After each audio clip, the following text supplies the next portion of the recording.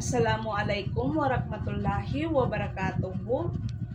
Good day everyone. So I am Rasmia Kadir. So I am the third reporter of the group 5. So this is the continuation of the report ni Ma'am Ibot. So can you stand up po everyone para po sa prayer po natin?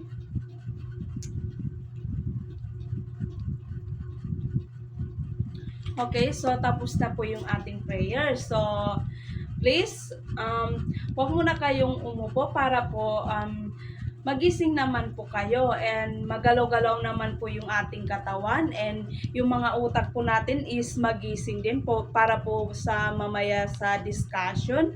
So, okay. Gayahin nyo lang po ako. So, madali lang po ito siya. So, okay.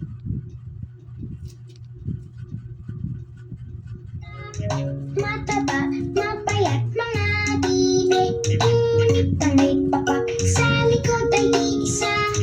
Siya ang leader na nagsabi ng kwak kwak, kwak kwak kwak, kwak kwak kwak.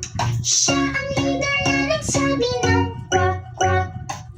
May tatlong bibi akong nakita, mataba, mapayat mga bibig, ngunit ang may papak sa likod ay iisa. Siya ang leader na nagsabi ng kwak kwak, kwak kwak kwak, kwak kwak kwak. Siya ang leader na nagsabi ng kwak kwak. Okay, thank you everyone. So, okay. Okay na ba kayo, class? Okay, so let's proceed. So, the assessment strategy for global competence. So, ano nga ba ito siya? So, pag sinasabing global competence is, ito po ay tumutukoy po siya sa mundo. Pinag-aaralan po dito kung ano po yung nangyayari sa ating mundo. So, the PISA 2018 Assessment of Global Competence considers challenges and limitations. So, ito po is, ibig sabihin po ng PISA is, ito po yung Program International Student Assessment 2018. So, ito po is ginawa para sukatin po dito kung paano kung gaano kalawak ang pag-unawa po ng mga student para po sa global. And dapat din po is hindi lang po ito siya kung gaano po natin dapat po is hindi lang ito siya sa pagiging matalino ng isang tao. Dapat din po is dapat din po is marunong kang makikitungo sa iyong kapwa, lalong-lalo na po sa mga tao na hindi mo siya kalahi. So, this is we have the two competence. So, ano nga ba yung dalawang competence na yon? So, number 1 is cognitive test focused on global understanding. So, ibig sabihin po nito is, ito po yung ito po yung exam or pagkikitungo po sa iba para po gumawa po ng tama. And the second is the questionnaire items about students' awareness on global issues and cultures, skills, and attitude. So, ito po yung survey na kung ano po yung kumbaga po, inaalam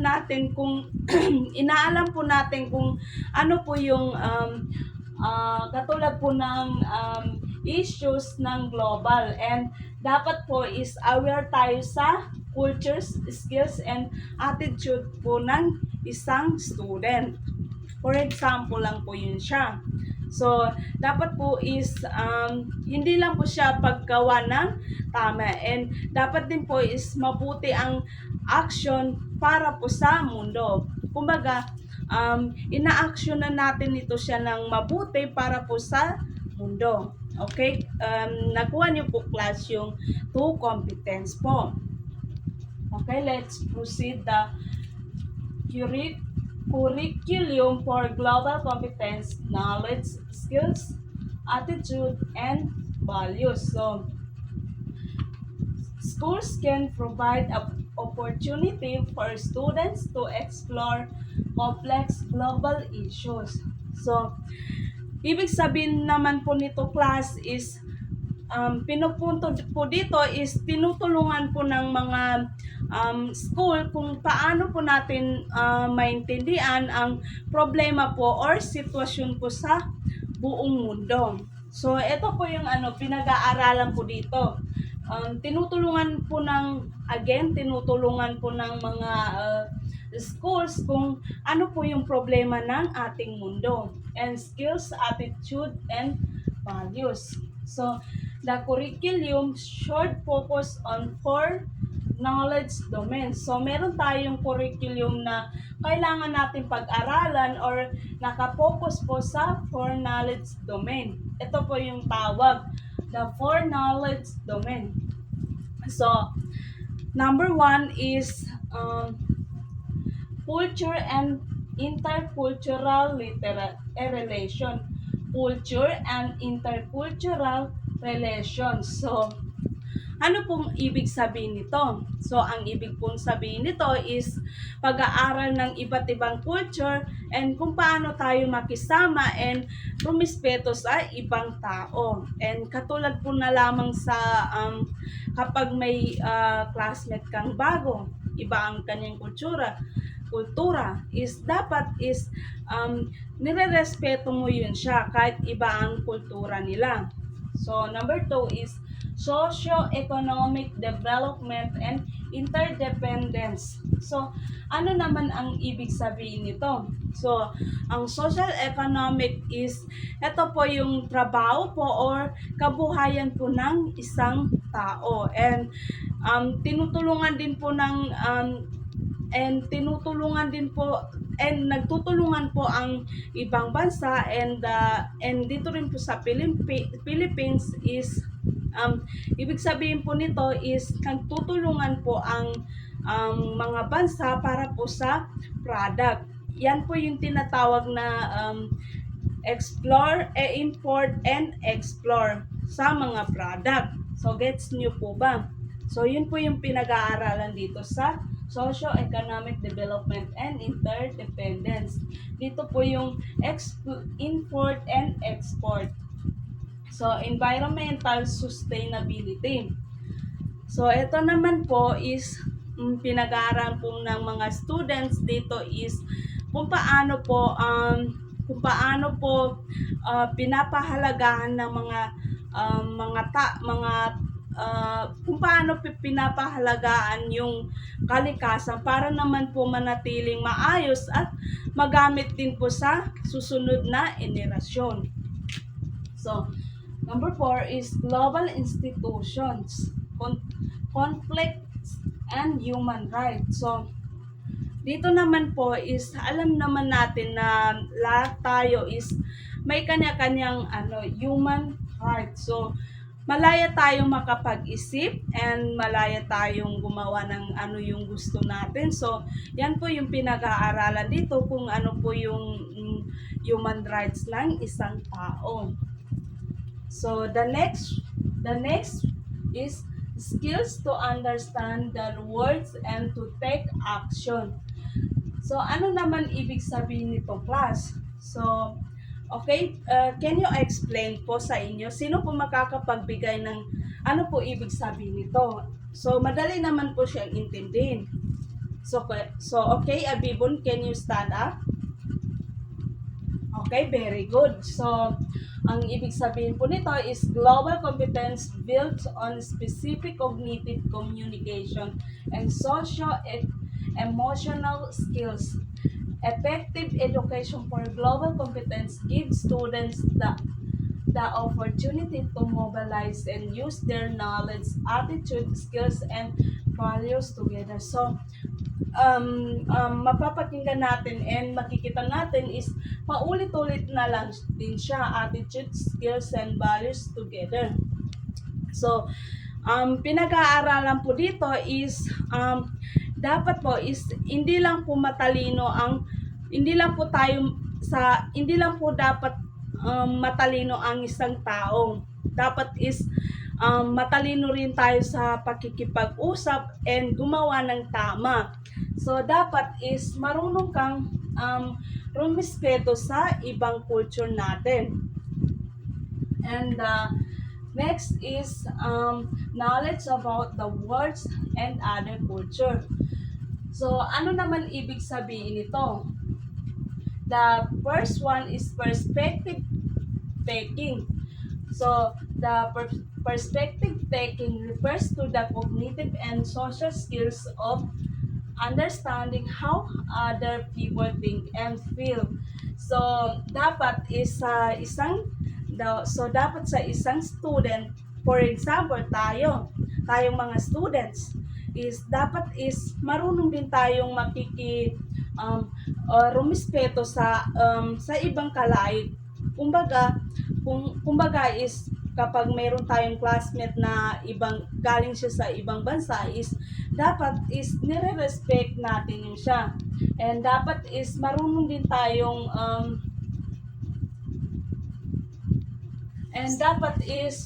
wag natin siya usgahan kung ano ba yung kanyang kultura. So, nararamdaman ng isang tao is dapat is alam natin yun siya. Okay, the next is adaptability. Refers to ability to adapt system, thinking, and behaviors to situations and contexts that the present new demands or challenges. So, nakikita naman natin sa classmate natin is dapat is marunong tayo mag-adjust. For example, sa classmate natin na galing siya sa ibang bansa. So, dapat is marunong tayong mag-adjust and mag-adapt kung ano yung kanyang nakasanayan. So, dapat is nire-respeto natin yung kanyang nakasanayan. So, next is openness. Toward people from other culture backgrounds involves curiosity and willingness to engage with other people and perspective. So, dapat is, dito is sa openness is, dapat marunong tayong makikipagkaibigan sa other culture. So, dapat hindi tayo nanguhusga ng kumbaga, hindi tayo nanguhusga ng ibang culture, and dapat is marunong tayong openness ba? Kumbaga, alam naman natin, madali naman siya intindihin.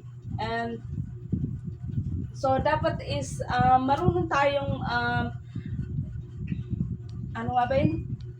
Basta, and willingness tayo sa ibang kultura. So, dapat is people perspectives. The next is respect and assume the dignity of all human beings and their right to choose their own beliefs, opinions, or practices. So, ito naman is madali na siya intindihin. Respect. Kumbaga, nire-respect natin kung ano yung kultura ng isang classmate natin.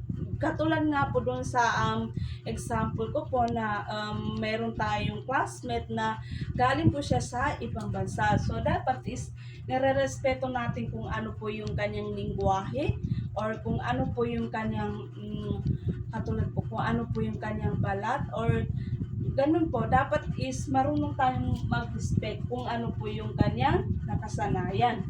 So, the next is global mindedness is saying oneself connected to the community. That is, tumutulong din tayo sa kung ano po yung kung ano po yung mga kinakailangan po sa ating global. So, yun po yung global mindedness. So, dapat is, hindi lang tayo, dapat is nag-iisip din tayo kung ano po yung kinakailangan ng ating global mindedness. So, the next is valuing human dignity and diversity. So, ito naman is tinutukoy po dito kung paano po tayong gumalang sa mga tao ng katulad po sa example ko po is galing ibang bansa. So, dapat is marunong tayong gumalang sa isang tao. So, the prohibition of all types of inhuman treatment. So dapat ibig sabihin po nito is dapat hindi tayo nakakasakit ng hindi tayo nakakasakit ng tao. So dapat nirerespeto natin kung ano yung kanyang opinion. And dapat maiwasan din po natin ang pang-abuso. And dito rin po yung bawal gamitin yung pangbubuli sa ating classmate. Especially doon po sa ibang culture. Iba po yung kanyang culture. So, the next is the assurance of individual choice and self-fulfillment. So, ibig sabihin naman ito is lahat ng tao is may kanya-kanyang karapatan and may kanya-kanyang choice kung ano po yung kanyang pinipili or kung ano po yung kanyang gusto. So, the number 3 is recognition of protection of group identity and culture. So, siyempre kailangan naman talaga natin proteksyonan yung religion ng bawat isa and kung ano po yung tradisyon ng kultura po ng ibang tao. So, nirerespeto natin po yung dapat. So, the number 4 is continuation respect for dignity in all aspects. So, dapat po dito is, ibig sabihin is, dapat is, pantay-pantay po yung trato ng bawat tao. And, especially naman po dun sa other culture. So, dapat is, pantay-pantay po yung trato natin sa kanila. And lalo-lalo na po kung may mga bago tayong student may mga bago tayong classmate is dapat is pantay po yung pagkakilala natin sa kanya. And so this is the end of my report and meron po akong question. Bubunot po ako ng number kung ano po yung number niyo sa pangalan niyo po sa attendance is yun po yung yun po yung tatanungin ko po. So okay. Ito po yung parapol ko po. So naisip ko po na ang aking premyo is ginawa ko po siyang pera para naman po is makatulong po sa ating pamasahe. So, ito po yung bubunot po ako kung ano po yung number na mapili natin. So, magtaas lang po kayong ng kamay kung sino po yung mabubunot. So, okay.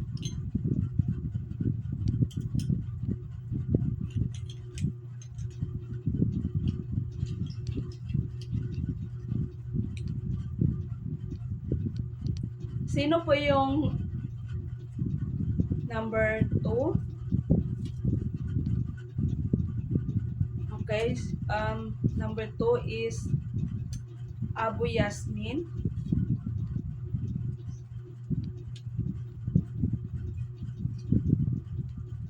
So, okay, ito po yung question ko. What does the cognitive test focus on? So, okay, thank you. Thank you po. Ito po yung prize mo. The next is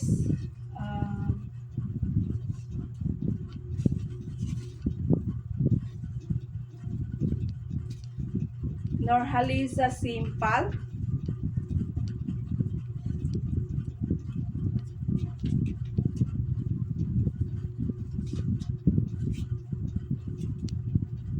Your question is, what is the meaning of global competence? Okay, thank you po, Noralisa. Ito po yung premyo ko. So, the next is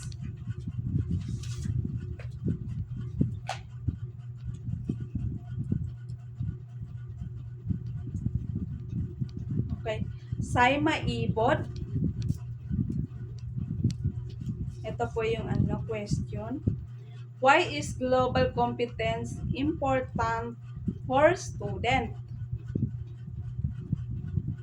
So, okay, thank you, Saima Ibod. So, the next one is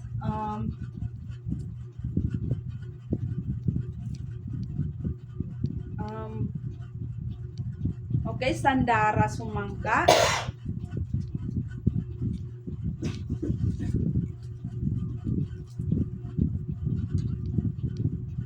How can students show respect other culture? Okay, Sandara, thank you. So the last